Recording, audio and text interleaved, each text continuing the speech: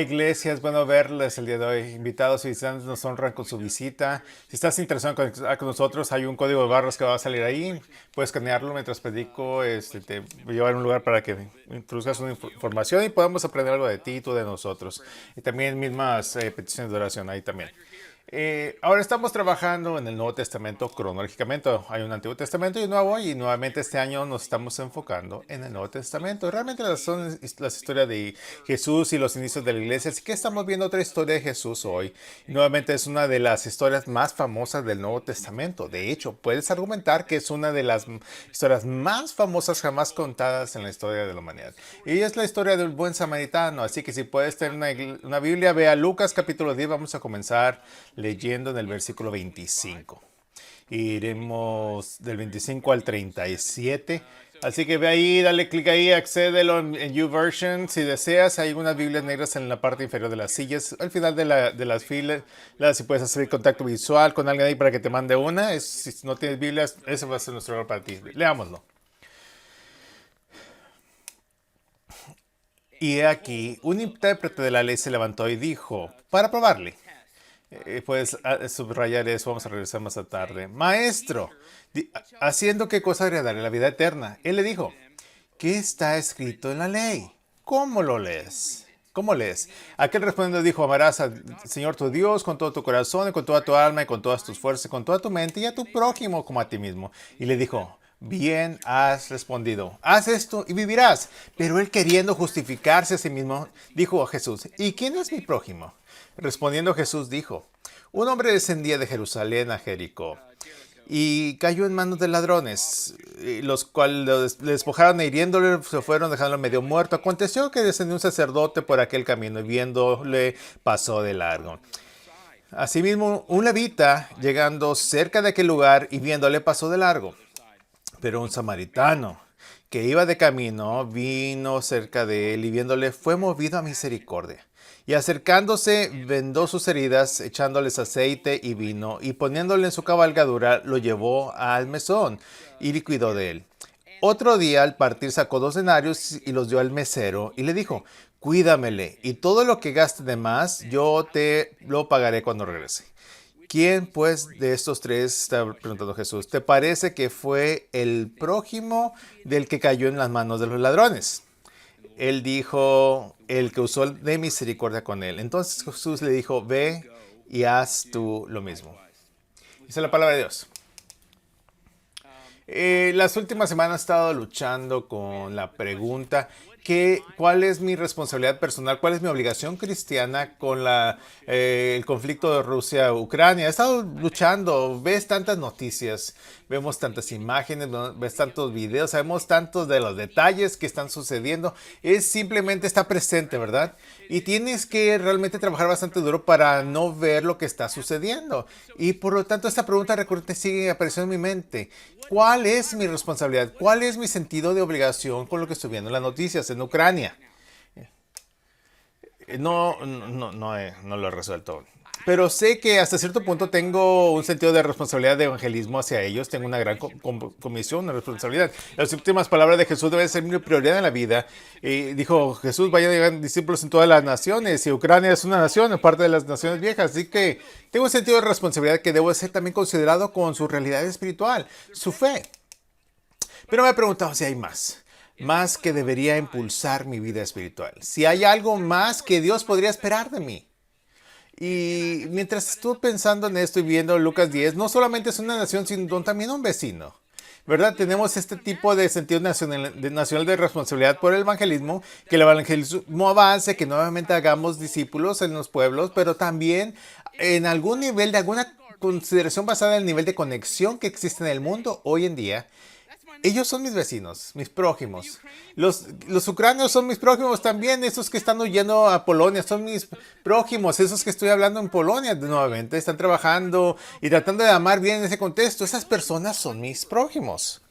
Y veo este texto y tengo un desafío de preguntarme, ok, ¿qué significa ser realmente un prójimo para estas personas que están padeciendo un gran dolor? que el amor del prójimo es tan cliché. ¿A poco no? Lo amamos. Bueno, es una gran camiseta. De hecho, vi a alguien usando una camiseta y decía, ama a tu prójimo varias veces, ¿no? Nos encanta, ¿no? La gente lo dirá, lo tuiteará, lo pondrá un hashtag, pero realmente no entiende completamente lo que significa. ¿Saben el contexto de dónde viene ese versículo? ¿Saben las realidades y las implicaciones? ¿Y realmente crees cómo será tu vida? Si hoy eres uno de que tal vez tiene una comprensión muy superficial de lo que significa para un vecino, amar a un vecino bien, a mi vecino. Quizás el día de hoy, quizás podrás estar inspirado, podrás recurrir a una fuente de poder, podrás sentirte revitalizado para volver a ver el amor cristiano de una manera diferente y aún más saludable. ¿Qué es lo que pasa en la historia? Ok, esto es lo que está sucediendo. Primero dice, he aquí un intérprete de la ley se levantó, el versículo 25. Ahora, esto probablemente no es un abogado secular, es un abogado religioso. Algunos dirían, esto es como un profesor de seminario, ¿verdad? Y él realmente ayuda a resolver disputas sobre, ¿sabes? Cuestiones profundas teológicas, situaciones, ayuda a las personas a comprender la doctrina y los debates sobre la doctrina a menudo él es la autoridad final y lo resuelve. Así que cuando vemos que él es un abogado, un intérprete de la ley, no es su jurisprudencia, pero probablemente está hablando de la religiosa, pero es un experto en el Antiguo Testamento, la ley de los profetas. Está bien versado en todos los escritos que han conducido hasta este punto. Y por lo tanto, entiende este momento. En este momento él está tratando de, dice la palabra, probar a Jesús. Ahora, cuando dice probar, quizás estaba tratando de atrapar a Jesús. ¿Verdad? Parece ser una intención maliciosa en esta prueba. Lo están tratando de tenderle una trampa porque probablemente creen que en el fondo que Jesús va a desacreditar la ley, ¿verdad? Probablemente está buscando un tipo que le está tirando por la ventana y va a decir, ignora todo y sígueme a mí nada más.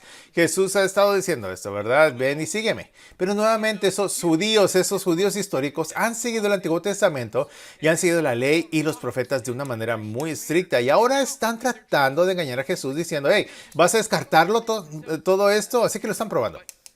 Pero este abogado hizo la pregunta, pero Jesús le devuelve un poco se la voltea tantito ahí, ¿no? Como una de las veces que te sientes atrapado, una de las maneras que manejas es que haces otra pregunta y estás tratando de como arrinconarlo, ¿no? Es una gramática. ¿Qué decir aquí, no? Bueno, Jesús lo hace y le responde, dice, ¿qué lees? ¿Cómo lees en la ley de los profetas? ¿Cómo lo lees en las escrituras? Y el hombre va y dice, bueno, sabes, podría recitártelo a todas las cosas, pero lo sumariza, ¿no? Lo resumen. Y dice, ama al Señor tu Dios con todo tu corazón, con todo tu ser, con todas tus fuerzas y con toda tu mente, y ama a tu prójimo como a ti mismo. Simplemente lo está resumiendo. Todo el Antiguo Testamento con ese tipo de dos conceptos que debemos amar a Dios y realmente amar a los demás. Pero entonces va un poco más allá. Porque Jesús dice, bueno, buen trabajo, lo tienes, hazlo, es la respuesta correcta. Y luego dice, buscando justificarse, lo que dice el texto, y tratando de justificarse. Y cuando está tratando de justificarse, implica que hay dos cosas que probablemente está tratando de lograr. En su justificación está tratando de descubrir su condición de tiempo presente y su responsabilidad en el tiempo futuro. Otra vez está tratando de decir, ¿dónde estoy hoy? ¿Cómo me va hasta este punto? ¿Y qué tengo que hacer a partir de este día en adelante? Está tratando de justificarte, probablemente está reconociendo que ha sido deficiente en amar a Dios y amar a su prójimo. Se da cuenta de que tal vez hay algunos agujeros en su amor y que su amor está un poco anémico, por lo que está tratando de descubrir nuevamente cuál es su posición con Dios, cuál es su posición con Jesús y dónde está en el sentido de obediencia con respecto a estos mandamientos. ¿Dónde estoy hoy? ¿Y hacia dónde tengo que ir a partir de este día en adelante? Está buscando un gobernador espiritual, más o menos. Muchos de nosotros estamos familiarizados como el gobernador de un carro, ¿cierto? Es un sentido de una sensación de limitación. Eres tú, solamente vas hasta este rápido, esta velocidad, y luego una computadora o el software que evita que el motor vaya más lejos, más rápido, ¿verdad? Se detiene las cosas, ¿bien? Es muy divertido que te guste que la mayoría de la gente no sepa que es un gobernador, pero si le preguntas a un niño de 16 años, definitivamente sabrá cuál es su gobernador en su carro. Pero esto es como si, ¿qué tan rápido puedes ir? Pero este tipo aquí, este abogado, quiere saber no qué tan lejos puedo ir, sino qué tan lejos debo ir. Es una gran diferencia. No está considerando, bueno, estoy dispuesto a caminar, dice, me puedo salir con la mía con caminar solamente con este hombre, puede mi amor tener un punto de un techo, puedo decir, hey, ya has cumplido tu obligación si llegas a este punto. Obviamente un abogado probablemente no está en un buen lugar espiritual. Quiere probar a Jesús primero y tiene alguna intención maliciosa para atraparlo, pero también ahora está tratando de justificarte a sí mismo. Está tratando de decir nuevamente, estoy bien, ¿verdad? Que estoy bien, no tengo que ir más allá. Entonces Jesús, para ir un poco más allá, ¿verdad? Continuando despegando las capas del corazón del abogado, luego entonces le cuenta una historia y no solamente le dio una respuesta. Así es como funcionan las historias. ¿Verdad? A veces, no, la única manera en que puedes obtener la verdad sobre algo es, nuevamente, llegar como un caballo de Troya, ¿no? Sabes, tu corazón está inicialmente a la defensiva, pero luego de repente se acerca y se acerca y de repente se abre, ¿no? Y se apodera. De la misma manera, Jesús está contando una historia por los que las defensas de la audiencia se empiezan a bajar y reciben la información, pero luego se pone información correcta y luego de repente Dios agarra su corazón y dice, esto es lo que está pasando. Le cuenta la historia. Es una historia muy famosa. Cuenta la historia de nuevo en instancia de tres hombres que pasan junto a un tipo al lado del camino.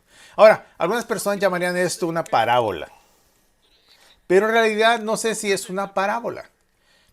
En realidad no se nos dice que es una parábola. Esto en realidad puede ser una historia real, basada en la especificidad y los nombres propios que se incluyen, los detalles que se incluyen. Realmente Jesús está diciendo quizás algo que pasó en la historia alrededor de ese tiempo, ¿no?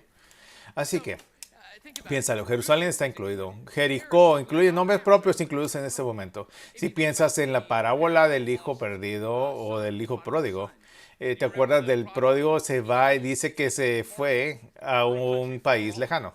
¿Verdad? Ahí no tiene nombre, no tiene sentido específico, no sabemos, solamente sabemos que hay una distancia, ¿no? Aquí tenemos una vez ciudades. Esas personas conocen Jericó, familiarizados, Jerusalén, sí, es mi ciudad natal. Conocen a los sacerdotes y a los levitas, conocen a los samaritanos también, así que... Y dice que el hombre se va de Jerusalén, va a Jericó. Esto es muy común para personas que son nativas de Jerusalén.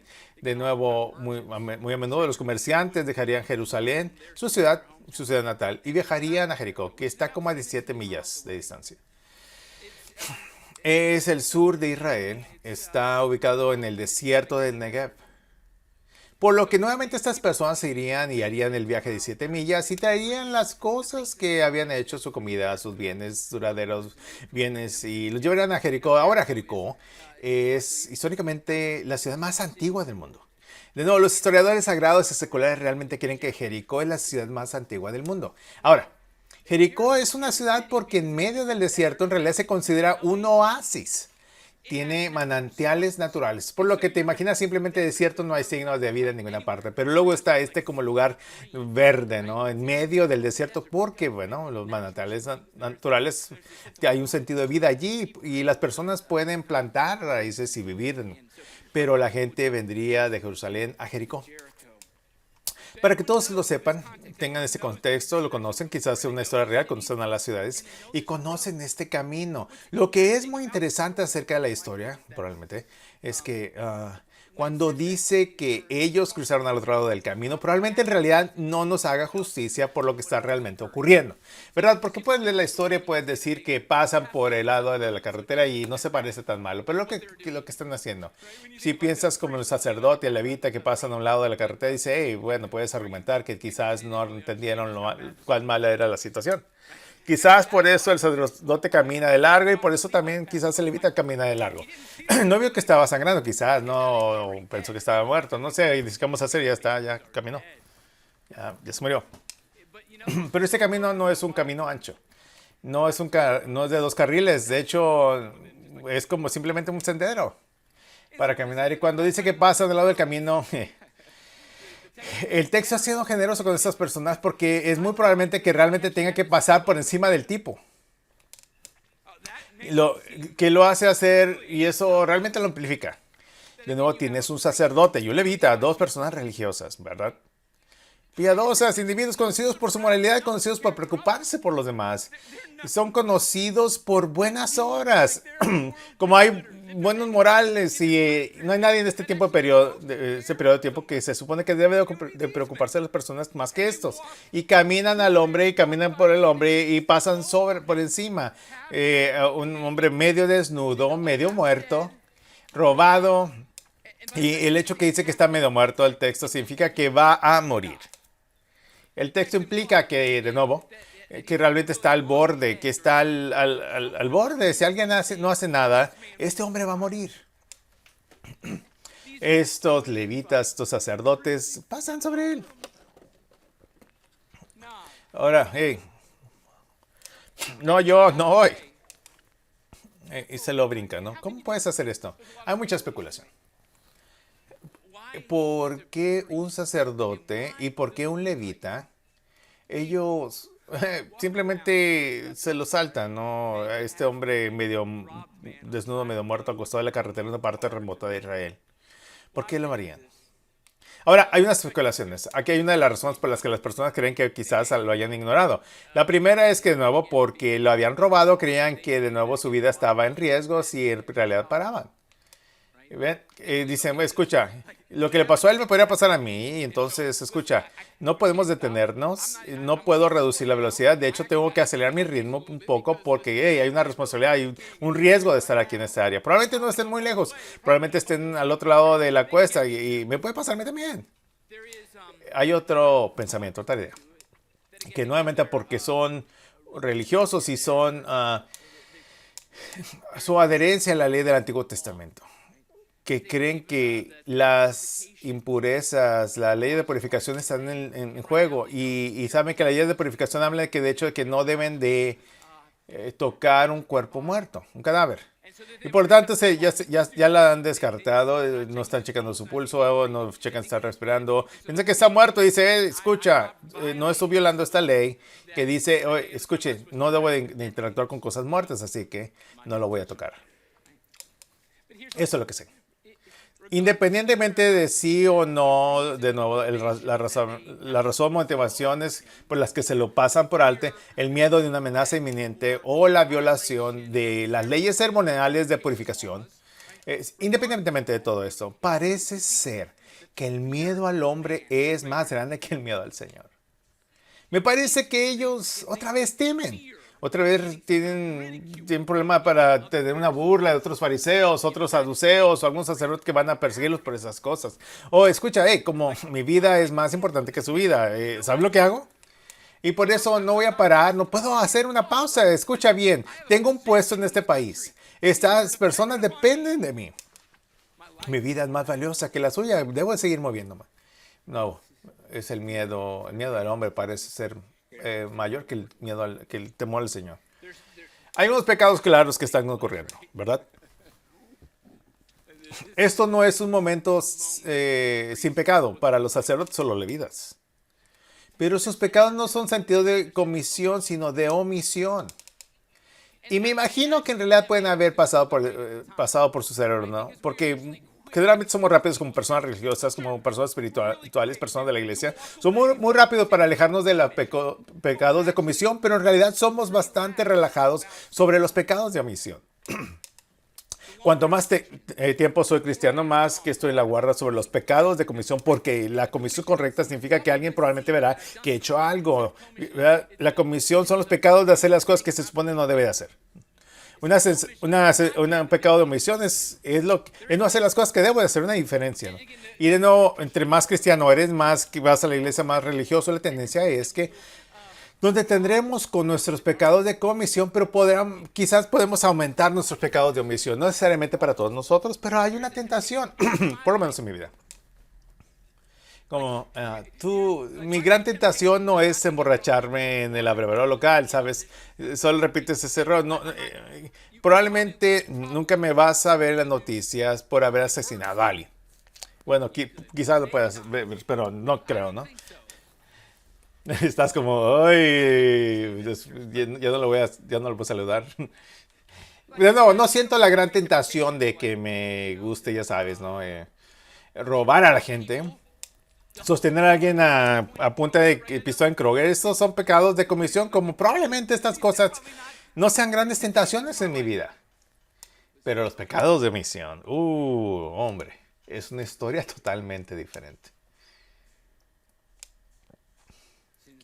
Ya que este sentido de omisión es donde no, pero con alegría, aunque se supone que debo estar lleno de ella. Son momentos en los que traigo caos en lugar de paz. Momentos en los que quizás deberías ser generoso en las relaciones, pero me contengo porque simplemente quiero salvaguardar mis márgenes emocionales. Cuando no soy amoroso, compasivo o amable. No hablo de la vida, hablo de muerte. Los pecados de omisión, el tiempo más, cuanto más pasas en la iglesia, en mi opinión, bueno, no puedo ponerlo bíblicamente, pero bueno, cuanto más tiempo estés en la iglesia, más vas a encontrar el sentido de las barandillas para tu moralidad. Terminamos teniendo presión de los compañeros y muchas veces queremos vivir este ritmo religioso por mucho tiempo y ni siquiera estamos pensando en hacer estas cosas. Pero no, los pecados de omisión, estos son los pecados que no queremos mencionar. Los pecados de los que no se hablan. Es difícil tener ese tipo de conversación. No creo que amas bien. ¿Qué? Sí, amé bien. No creo que hayas amado bien como Cristo. Bien, lo defines. Esta parece ser un poco más ambiguo, un poco más confuso. Es difícil de navegar los pecados de omisión. Pero estos son los pecados del sacerdote y levita. Y estos son pecados evidentes, muy claros. Caminan alrededor, lo saltan, lo brincan. Dice esto en versículo 33b, lo puedes subrayar si tienes una Biblia.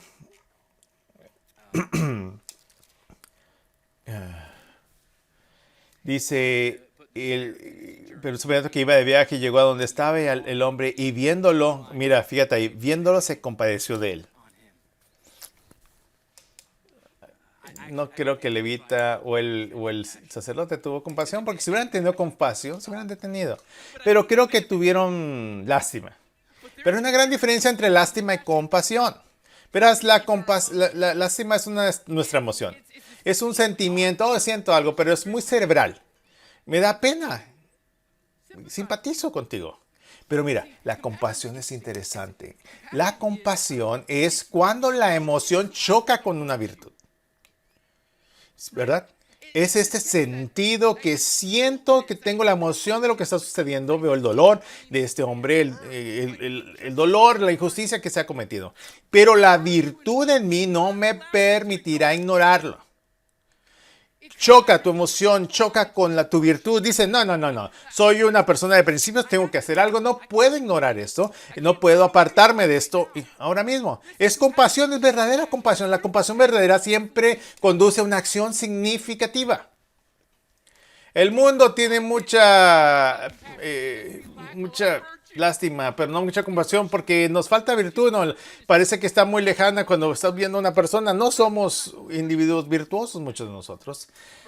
Pero aquí es como lo sé que es la virtud. La virtud es esta idea que si ignoro lo que sucede ahora mismo, entonces estoy ofendiendo mi propia conciencia.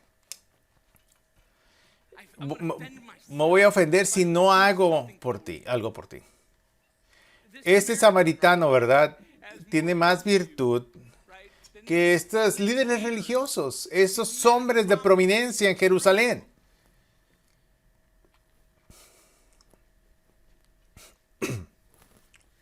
¿Recuerdas el propósito de la historia? El propósito de la historia es realmente responder a una gran pregunta. ¿Quién es mi prójimo? ¿Qué dijiste? Debo amar a mi prójimo, pero ¿quién es mi vecino? ¿Quién es mi prójimo? Ahora, los judíos en realidad tenían definiciones muy estrechas de prójimo, muy cortas. Los judíos, cuando pensaron de su responsabilidad hacia el prójimo, solamente pensaban en otros judíos. Compartimos, somos el pueblo elegido de Dios, somos hijos de Abraham. Mi prójimo es aquel que simplemente comparte el mismo linaje que yo. Tenemos un tipo de lazos familiares o conexión familiar. Dios me eligió. Dios te eligió a ti, así que escucha, tú eres mi prójimo. Todos los demás, no, lo siento, no tienes. No te voy a considerar mi prójimo. Algunos judíos incluso tenían definiciones más estrechas, ni siquiera pensaban en el cuerpo colectivo de judíos como sus prójimos potenciales, sino solamente los judíos de buena reputación como su prójimo. Los judíos justos, los mejores judíos, de esos que practicaban o los que eran fieles, aquellos que eran partícipes de la ley, como si su justicia era el calificativo para que los considerara un prójimo y por lo tanto ser responsables contra ellos. Jesús desafía todo eso. Él los sacó. Ahora es muy interesante el abogado, cuando está poniendo a Jesús a prueba y tratando de atraparlo. Creo que el abogado está anticipando un problema controversial. Está anticipando que Jesús va a decir algo controvertido, algo de que como nosotros no necesitamos la ley de los profetas, olvídate de Moisés, de todo lo que leíste, de todo lo que estudias, simplemente sígueme. Está tratando de buscar esa controversia. Pero creo que los abogados tropezaron porque Jesús entra en controversia, pero en una controversia que ellos no esperaban. Pone un personaje controversial en la historia, pone un samaritano en la historia. Así que Jesús pasa este primer nivel de escepticismo, no a la ruta que el abogado cree que va a ir, pero Jesús lo lleva a un lugar que nuevamente es de naturaleza escandalosa, hace que el protagonista de la historia sea un samaritano, que sea el héroe, ¿no? Lo hace el protagonista. Él es el héroe de la historia, el samaritano. Ahora, no significa mucho para nosotros si estamos a 2000 años de distancia de este momento, así que obviamente los samaritanos no. Pero los samaritanos son mestizos. ¿Lo sabías? Después de que los sirios conquistaron el reino del norte, hay algunas personas de Mesopotamia llamadas los cutianos que vienen y se casan con los colonos judíos que se quedaron alrededor de la región. Así que se casan entre sí y el producto de ese matrimonio interno fue la raza samaritana. Y entonces, de nuevo, como judío, esto fue algo terrible porque, escucha, somos el pueblo elegido de Dios, como si tuviéramos esta línea de sangre pura y tú la estás contaminando nuestra línea de sangre. Y entonces hay esta tensión étnica, este conflicto étnico que continúa persistiendo. Los bastante fascinante es que aún 800 samaritanos existen en Israel, muy irónico. Es que la población samaritana en Israel está disminuyendo muy rápido porque hay muchos más hombres que mujeres. Y para preservar la raza samaritana, se están casando con judíos. Están tratando de traer mujeres judías a su real contexto samaritano para que puedan mantener vivo el nombre samaritano. Fascinante. Es irónico.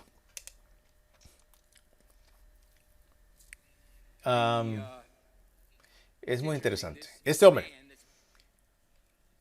está medio desnudo, medio muerto, robado, hablado del camino. No tiene nombre. No tiene un título. Pero es bastante evidente que este hombre en realidad es un judío. Por lo que inicialmente podrías argumentar que la razón por la que lo pasaron era porque pensaron que era un samaritano y que de alguna manera trataron de interpretar la historia. Bueno, este es un samaritano que otro samaritano lo ayude. Y es por eso que los judíos lo ignoraron porque es un samaritano, así que todo está muy bien, no se preocupen, la cosa se va a solucionar, el samaritano ayudó al samaritano, nosotros judíos no tenemos que ayudar a los samaritanos y final feliz. Pero este hombre más probablemente es judío porque está viajando de Jerusalén a Jericó. Significa que pertenece a Jerusalén y pertenece a la nación de Israel. Significa que es judío. Los samaritanos odian a los judíos odian a los samaritanos. Es difícil saber exactamente cuándo el conflicto se solidificó. Como cuando, ¿sabes? ¿Cuáles fueron los eventos claves que crearon esta lucha perpetua entre estos dos pueblos? No lo sé. Pero sé que los judíos adoraron en Jerusalén y está el templo en el monte Sión en Jerusalén. Los samaritanos nuevamente están siguiendo a Yahweh y quieren el Antiguo Testamento la ley de los profetas, su mayor parte, pero hicieron un nuevo templo en el monte Gerizim. Crearon su propio templo y dicen, vamos a adorar aquí y ustedes adoran allá. Están bastante determinados de ser parte separada, están decididos a no llevarse bien. Muy interesante es que esta historia probablemente es muy difícil para leer y difícil de escuchar si eres un judío. R.C. Sproul dijo, no existe tal cosa como un buen samaritano para los judíos. Es un oxímoron. No, el único buen samaritano es un samaritano muerto. Fascinante. Difícil que escucharan estas cosas, pero fue compasivos. No sé, que se detuvo el sacrificio que dio, le importaba, que amaba. El samaritano, ese samaritano, no él. Wow. Los judíos y los samaritanos, que creo que no he hecho un buen trabajo pintando un cuadro exacto de la tensión realmente que existe. Los judíos decían que cuando oraban, a menudo oraban cosas como esta: danos danos el pan de cada día, perdona nuestras ofensas, y pedían de nuevo las bendiciones de Dios que continuaran a lo largo del día, pero muchas veces en sus oraciones incluían algo, aprendí esto de Tim Keller. Dice, y evita que los samaritanos estén presentes en la resurrección. ¡Óyale! ¿Te imaginas orar esa cosa? Un grupo de personas, todo un grupo de personas, que tenga ese tipo de odio, o que experimenten la resurrección. No cuando Cristo regrese, justo cuando Dios regrese, que se quede en la tumba. ¿Harías eso en parte de tu oración? Wow. Así que no solamente que haya una tensión étnica, son enemigos entre sí. Tienes la historia de un enemigo ayudando a otro enemigo en el momento más bajo de su vida. Esto es amor, ¿a poco no? Hombre, esto es amor, esto es amar a tu prójimo. Así como es como se ve el amor, ¿verdad? La mayoría de nosotros pensamos que somos bastante cariñosos como personas, amorosos. Si tuviera que preguntarte, ¿eres una persona amorosa? Puesto que el 90% de esta habitación diría que sí, soy una persona muy amorosa. Pero realmente, si evalúas tu amor en luz del amor revelado por Jesús a través de los evangelios, en realidad veríamos que hay muchos agujeros en nuestro amor, que nuestro amor se queda corto. Quizás no sea tan bueno como se supone que debe de ser, no sea tan efectivo como Dios quiere que lo sea, no sea tan dirigido como el Señor lo haría. Así que aquí está el trato. Para que podamos quizás tener una mejor comprensión de lo que significa amar como Jesús, pongamos la lupa en el samaritano y cómo interactuó con este hombre, desnudo y medio muerto. Cosas que tienes que saber. Una es, se preocupa por sus necesidades inmediatas, ¿verdad? En el sentido hay conciencia, nuevamente hay cosas, necesidades inmediatas o a corto plazo que necesitan ser aliviadas. Así que lo venda. Está ahí como, ahí lo está evaluando, ¿no? Y dice, ok, ¿qué necesita en este instante? Y creo que nuevamente cuando estamos operando en el amor hacia el mundo que nos rodea y aquellos que necesitan desesperadamente amor, que tenemos que considerar dónde se encuentran en este momento, en este segundo, cuáles son las necesidades reales aquí y ahora. A veces nos perdemos en el panorama general, nos perdemos a largo plazo, nos perdemos en la trayectoria definitiva y simplemente nos perdemos de nuestro sentido de responsabilidad que tiene este momento. Este samaritano está muy consciente de lo que le va a costar vivir en este momento, pero también se preocupa por sus necesidades de largo plazo, así que se preocupa por sus necesidades inmediatas, pero también las necesidades a largo plazo. Muchos de nosotros en nuestro ministerio de compasión, en nuestro amor, estamos muy atentos quizás a hacer cosas de corto plazo, pero no a largo plazo. Nuestro amor no lo soporta, no se seca. El pozo se vacía. Perdemos vapor y energía, ¿a poco no? Escucha, llegaré hasta aquí, pero no puedo ir más. Caminaré 1 milla contigo, pero no voy a caminar 2. Puedes poner una mejilla, pero no por las dos. Y de alguna manera así es como funciona con las personas. Ministramos de tal manera que hacemos algo, hacemos parte del camino con ellos, pero no llegamos hasta el final. No a la persona, al lugar donde realmente les brindará una rehabilitación completa. Verás, el buen samaritano también se trata de estabilización, pero también de rehabilitación. Hace las dos cosas. Y creo que esto es como se ve el amor. La estabilización, ¿verdad? quitándole crisis inmediata, pero sabiendo que poner fin a la crisis inmediata no es en realidad eliminar toda la crisis. La rehabilitación significa que voy a tener que recorrer este camino con alguien y es donde la mayoría de nosotros nos damos por vencidos. Voy a escribir el cheque ahora aquí mismo, sacarte de este problema, sacarte del hoyo, pero el problema verdadero subyacente es que nuevamente puede haber algo realmente tóxico en tu forma de pensar o en la condición de tu vida que son realmente inhóspitas para el florecimiento humano. Pero no quiero abordar eso porque está mal, sucio, no está mi receta de microondas, no quiero la olla de cocción, no quiero tener que dedicar tiempo e ir a la distancia. Este hombre está estabilizando y rehabilitando. Así es como se ve el amor. Aquí está la tercera cosa. Nota que no le importa su vida, no le importa su vida.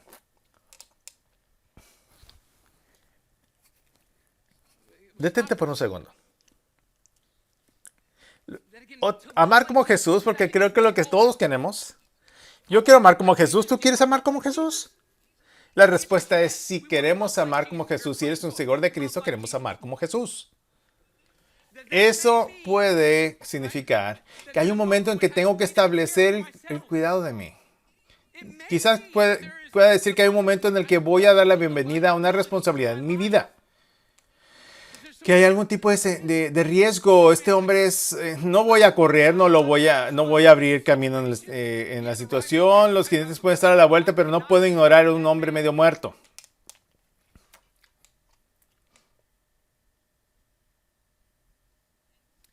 Y luego aquí está la cuarta cosa. El samaritano se preocupa por una persona poco amorosa, no es una palabra bastante interesante. Puede significar como horrible, no fea, mala. Pero no estoy hablando de una persona fea, al menos no en términos de apariencia física. Estoy hablando de una fealdad que va hasta el centro, el núcleo de ellos. Como personas desagradables, ¿verdad? En este momento, nuevamente, nos sentimos atraídos por las condiciones físicas del hombre que son externas. Pero probablemente muy pocos de nosotros vamos a estar en esa situación en la que, ¿sabes? Hay una persona media desnuda, media muerta justo enfrente de nosotros y vamos a pasar de alto. Probablemente no sea una situación que vamos a vivir. Pero vamos a probablemente encontrarnos muchas personas desagradables en nuestra vida. Desagradables, poco amorosas, a un sentido de asquerosidad en ellos, como si su alma tuviera un poco de enfermedad. Un poco enferma, algo tóxica, sanguijuelas. No han dejado sus pecados por completo. Y otra vez, porque si no dejan ir sus pecados mientras tratan de amarles y acercarte a ellos, la consecuencia del pecado a veces cae sobre ti. Y empiezo a sentir la reacción negativa de servirles. El samaritano, bien, está ensuciado. Él está como... quizás como que le gusta escuchar perder su pureza de cierta manera. Es como que la ropa limpia ya no está limpia. El caballo y esas cosas, ahora hay sangre en todas las partes. Todo lo que vino con él, todo lo que viajaba correcto ha sido agregado, correcto, ¿verdad? Quizás fue uno de esos comerciantes, quizás fue de esos que viajaban a Jericó, pero ahora no puede intercambiar, ya todo se fue, todo está arruinado. Nadie quiere más que estas cosas. Él está amando a lo desagradable, a lo asqueroso. Eso creo que es lo que hace Jesús con el mundo entero. Eres tan desagradable, ¿sabías eso? Amo amar a la gente encantadora. Amo amar a la gente encantadora, a la gente adorable. Yo también soy muy bueno en eso, ¿verdad? Oh, soy genial en esto. Soy muy bueno en amar a los amorosos. Y tú también. Pero, ¿quieres amar a los desagradables, a los no amorosos? Amar a las personas que se aparecen como nosotros, viven con nosotros, sonríen como nosotros, que tienen familias y hogares como nosotros, que practican deportes con nuestros hijos, que tienen pasatiempos que son tan similares a los míos. Y sin embargo parece que hacemos la vista gorda con lo demás. Es como si vives en ese vecindario bastante bonito, tu casa hermoso, tu casa enorme. Si tienes algún problema, voy a estar ahí por ti. Pero nos ignoramos a todas las demás necesidades que las personas tienen que no son tan encantadoras, pero son desordenados, tienen problemas no resueltos. No son la unidad familiar tradicional. No votaron como tú. No estoy seguro que los pueda amar. Y eso es lo que es tan controversial y radical de esta historia. Es por eso que la historia es tan profunda. Porque Jesús está convirtiendo al samaritano en un héroe. Este enemigo, este inamable enemigo, desagradable, y persona fea y asquerosa, lo está amando con gran compasión, con gran bondad. Está demostrando una poderosa misericordia. Yo oro con mis hijos todas las noches. Y les doy oración, les damos una bendición y voy con Adel y Greer, y ellos tienen 6 y 7 y comenzamos a orar. Yo comienzo a orar con ellos sobre todo lo que está sucediendo en Ucrania actualmente. Y el niño de 7 años no comprende totalmente la guerra y los refugiados y por qué la gente mataría a otra. Y hablé con ellos, les mostré algunas cosas de las noticias y bueno, de todos modos, hemos estado hablando todas las noches. He notado algo sobre mí. Es que siempre me hacen la pregunta acerca de ¿por qué Dios está haciendo esto? ¿Por qué los líderes hacen esto? ¿Por qué? Y hacen todas estas preguntas. Y siempre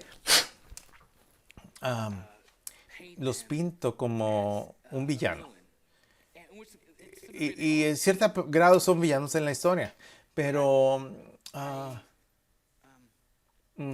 nunca me planteo considerando que quizás nuevamente tengo una responsabilidad de prójimo con los rusos, como lo hago con los ucranianos. Como siempre pensamos en términos gubernamentales, éticas, ¿no? El gobierno debe perseguir justicia. Queremos nuevamente que estas naciones se apoyen y ayuden a todas estas atrocidades y esa injusticia, pero también tengo que considerar, hey, no solamente es una nación, son personas que existen en esa nación.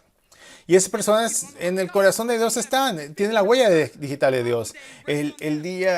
Su imagen está en ellos. Tengo que tomar todo esto en consideración, pero es como si fuera una cosa extraña que revela mi corazón y alma. Dios lo veo como enemigo, pero no quiero orar por ellos. Es una indicación de que nuestros corazones siempre gravitan a amar a los encantadores, amar a los fáciles, amar a los simples. Aquí está la quinta cosa que realmente me encanta de la historia. El hombre tira su agenda, desecha su agenda. No le importa su agenda, no le importa su horario. Él deja de hacer lo que está haciendo y deja los planes que tenía para cuidar a este hombre, porque, ¿verdad? No solamente ha tratado de estabilizarlo, sino de rehabilitarlo. Y va a tomar tiempo. Eso significa que en realidad tiene que terminar un viaje, va a tener que tener conversaciones. Probablemente está operando bastante lento porque ahora no es un hombre sino dos y otro hombre está casi muerto. Así que no le puso pausa en lo que lo estaba haciendo.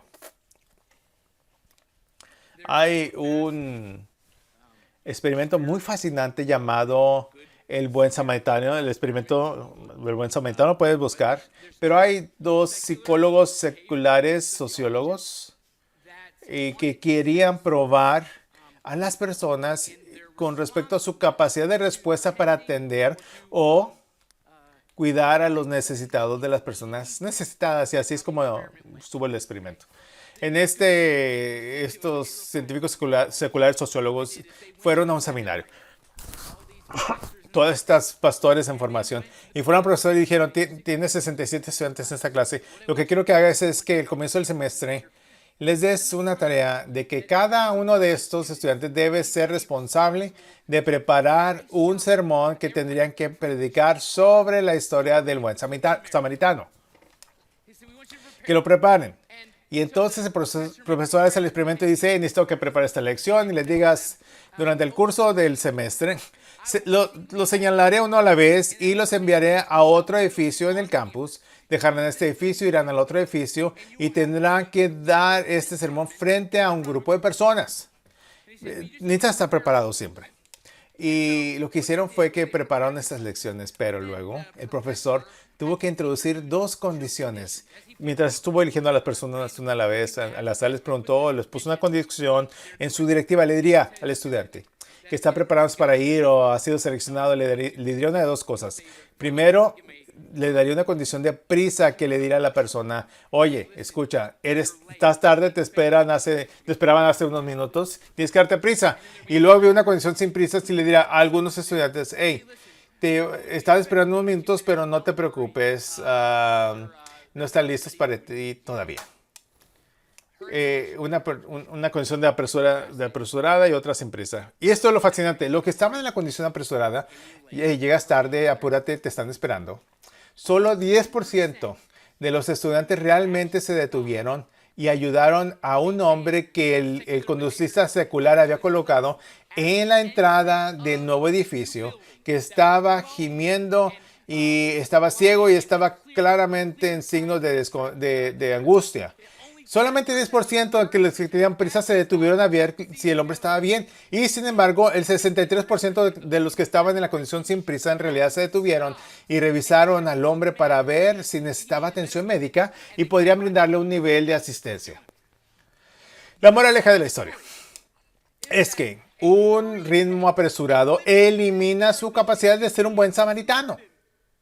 Que el ritmo apresurado de la vida te va a prohibir a que sigas estas directivas que Jesús dio. La vida sin prisa es ese camino en que puedes ser realmente un buen samaritano para con alguien. Puedes estar consciente y en realidad abre tu perspectiva, abre tus ojos para ver las cosas un poco diferentes. Y vivimos en un mundo apresurado y se vuelve un poco más rápido cada año. Vives una vida apresurada, yo lo hago, una vida ocupada, una vida distraída. Te daré una recomendación de libro. Es mi libro favorito en 2022, que es John Mark Homer. Se llama La eliminación despiadada de la prisa. Fabuloso. Viví sin prisas. Viví como Jesús para poder amar como Jesús, que abrazaría el estilo de vida de Cristo para abrazar la vida de Cristo. Muy fascinante, bastante, muchas cosas que decir ahí. Continuamos. Jesús hizo esta declaración. ¿Cuál de esos tres hombres probaron ser un prójimo del hombre que estaba ahí medio muerto? ¿Cómo responde en la historia? ¿Cómo responderías tú a la historia? Dice, ¿cuál de los tres hombres probó ser un prójimo? ¿Qué es lo que dice el abogado? Es tan poderoso, tan significativo. Dice, el que se compadeció de él. No dice el samaritano. No puede ni decirlo. Es un asco decirlo aún, pero lo admite. Y fue el samaritano el que tuvo misericordia. Él es el verdadero prójimo. Y lo que eso significa para nosotros, lo que significa en términos de aplicación para nuestras vidas, es que todo el mundo es nuestro prójimo. Eso significa que nuestros vecinos blancos, negros, los republicanos, demócratas, nuestros prójimos borrachos, los molestos, los que conocemos, los que no conocemos, el que está enfrente de la calle, el que está en la ciudad de Memphis, los vecinos que vamos a encontrarnos en Zambia, en Jamaica, en Polonia, en Zambia, son nuestros prójimos. Así que tenemos una responsabilidad de prójimo, debemos ser buenos prójimos donde quiera que vamos. Este sermón podría ser como 3 sermones más. Con más que inspeccionas el texto, más que meditas en él, te das cuenta que no puedo llegar al fondo de esto bastante bien. No puedo agotar todo lo que estoy viendo. Pero aquí está la cosa ahora. Lo que me golpeó después de estudiar este texto es que me he estado preguntando, ¿cómo hago esto? No es fácil. No es tan fácil. Pensé para mí dentro, realmente no sé yo si puedo seguir adelante esas cosas, si puedo hacer esas cosas. ¿Cómo amamos a nuestros prójimos como este buen samaritano? ¿Cómo hacemos lo que parece que es simplemente imposible hacer? Vas a necesitar una fuente de energía. Vas a necesitar una fuente de energía a qué recurrir, porque si quieres ser un buen samaritano, simplemente operando desde tu moral individual o personal, se te va a acabar, la vas a agotar. El aplauso de los hombres solamente es una motivación hasta cierto punto, pero por lo general no persevera, no sostiene a una persona a largo plazo. Por eso es que hay muchas personas que están como un destello, ¿no? Ahí hacen cosas buenas por un segundo, luego se detienen, se agotan, 1 año, 2 años, 10 años, quizás quizás, pero eventualmente se dan por vencidos. Pero como la persona perseverante sigue siendo bien para los demás, a su prójimo, por el resto de su vida. Tienes que tener una fuerte energía infinita. ¿De dónde sacar? Porque lo que tengo en mí no es suficiente. Mi propio poder, mi propia sentido de energía como esto es insuficiente para cumplir con toda la demanda.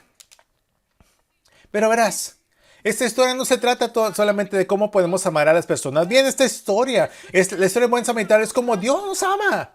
Porque el último buen samaritano no es este hombre sin nombre que lo vivió hace 2000 años. Es un hombre conocido que se llama Jesús y fue a la cruz y murió en nuestro lugar y luego resucitó y está vivo y bien y activo en nuestras vidas el día de hoy. Ese es el mejor samaritano. Y lo que eso significa sobre la historia es que somos los hombres desnudos y medios muertos al costado del camino completamente indefensos y no podemos salirnos. Esa es tu condición. Sé que crees que lo has descubierto todo y que te ha ido muy bien y que ganas suficiente dinero, que es una persona de poder, de prestigio, tienes gran influencia. Escucha, el mundo me ama, pero escucha, no, tú estás en una depravada, peligrosa condición de muerte en este momento. Estás indefenso, no puedes rescatarte a ti mismo. Necesitas a este Dios que viene y te ve y tiene compasión de ti y dice, vive. Necesitas alguien que se quiera ensuciar y lo hizo así, se ensució en la cruz, ¿verdad? No estaba limpio y ordenado, correcto, el camino de salvación fue cruel y lo hizo por ti. Él es el buen samaritano. Y escucha, nos predicamos a nosotros mismos regularmente. Eso es como tenemos la fuente de poder para poder hacerlo.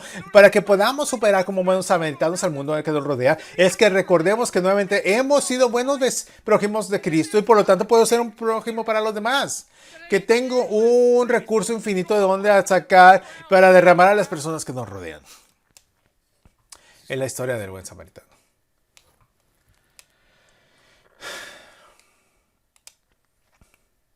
Jesús es nuestro buen samaritano.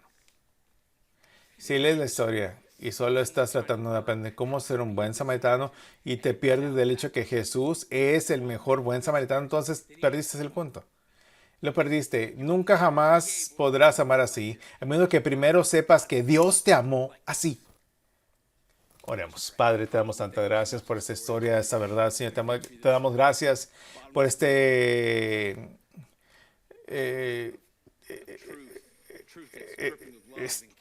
esto que te hay misericordia y compasión para nosotros, inagotable, Señor. Tanto hay aquí que, Señor, te pido que nuevamente como personas meditemos en esta palabra, que no solamente la leamos, que no solamente la leamos, sino que nos sentásemos y nos empapásemos de ella y que tratásemos de absorber cada pequeña parte de nutrición que hay en ella en nuestras almas, para que nuestras almas estén saludables, para que hagamos esas cosas que quizás pensamos que no eran posibles, Señor, para poder amar como tú, servir como tú, ser buenos samaritanos, pero también saber que tú eres el mejor samaritano hacia nosotros. Padre, ayúdanos a ser pueblo que opera de manera diferente hacia el mundo, que considera a todos los pueblos nuestros prójimos, que no solamente tenemos esta responsabilidad nacionalista, este tipo de respuesta a estas diferentes etnias en el mundo, sino que tengamos una responsabilidad de prójimo también. Padre, te damos tantas gracias por tu palabra, gracias por este momento. Te amamos tanto, gracias por amarnos primero y amarnos más. Te lo pedimos todo en el nombre de Jesús. Gracias, Señor. Amén.